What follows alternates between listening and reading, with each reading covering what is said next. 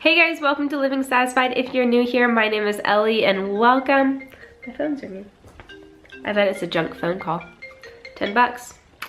Yeah, I don't know anyone from this location. Anyone else been getting 5 million junk phone calls? I have. So, welcome to my channel. If you're new here, don't forget to press the subscribe button down below. Give the video a thumbs up if you end up liking it. And write down in the comments because I love seeing comments from you guys. Or find me on Instagram, whatever. I did create a new Instagram for this YouTube channel, Living Satisfied on Instagram. Go find me. So, let's get started.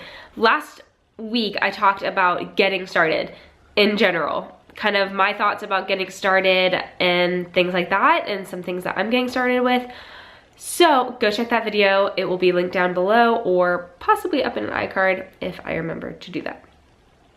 So today I'm going to be talking about what happens when you fail your resolutions or goals and things like that, and just a couple of tips that kind of go along with that. So it is still part of the new year when I'm creating this video, and I think that a lot of us have probably already failed at our New Year's resolutions.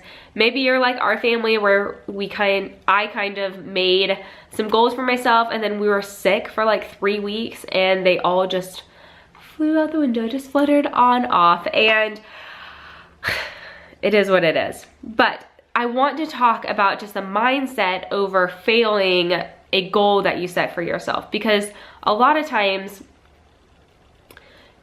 you start saying things like, I failed, I'm never gonna change, this was stupid, why did I even set this goal for myself, why did I even bother, whatever it might be. This is just a really common reaction and a really human reaction. Whether, you know, you said you wanted to eat better, you wanted to go to the gym more, maybe you wanted to stay off social media more, read more books, whatever it might be.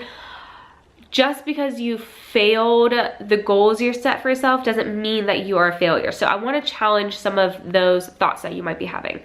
Because failing something is not a bad thing. If you look at like the most successful people in the world, they failed a crap ton of times. And not that it feels good to not succeed at things that you set out to do, but it's also important to realize that it's super normal. And sometimes you might just not be mentally ready for the change. Maybe you made a goal that was too high. You went from not working out at all, saying, I'm gonna go 5 days a week. And then that's just not realistic because you weren't going at all anyways. And so maybe you need to scale it back or whatever. It's in these times of not succeeding at something that you set for yourself, a challenge that you set for yourself, that you need to reevaluate and move forward so that you can find happiness even though you might not have succeeded. So the first thing that I challenge you to do is, if you find yourself saying like, I failed,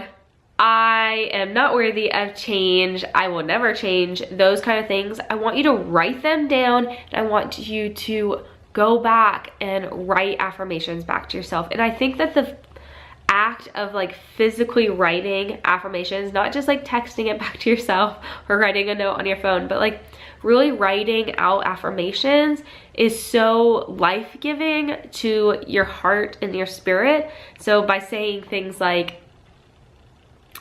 I failed, instead say, you know, I did my best.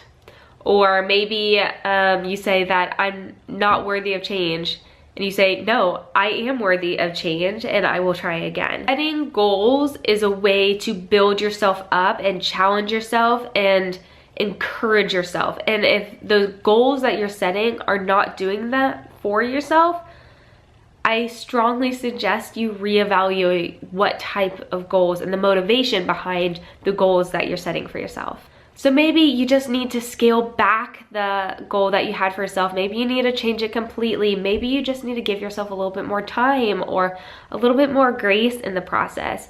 I think the biggest thing above all else is realizing that change doesn't happen overnight. There are people out there that, you know, cut things out cold turkey, and that's great for them. I wish I could do that. I am not that type of personality.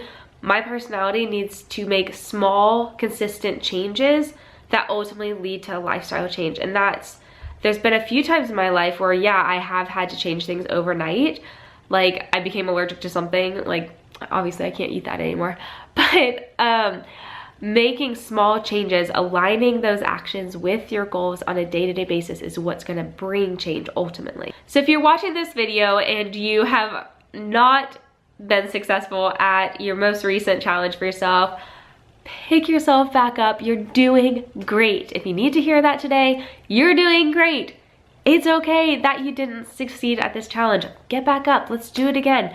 Come join this family. I am here as a nutrition and wellness coach to help inspire you and help you work through what you're doing. So reach out to me if you need support, and I'd love to chat with you in the comments or a direct message, whatever it might be.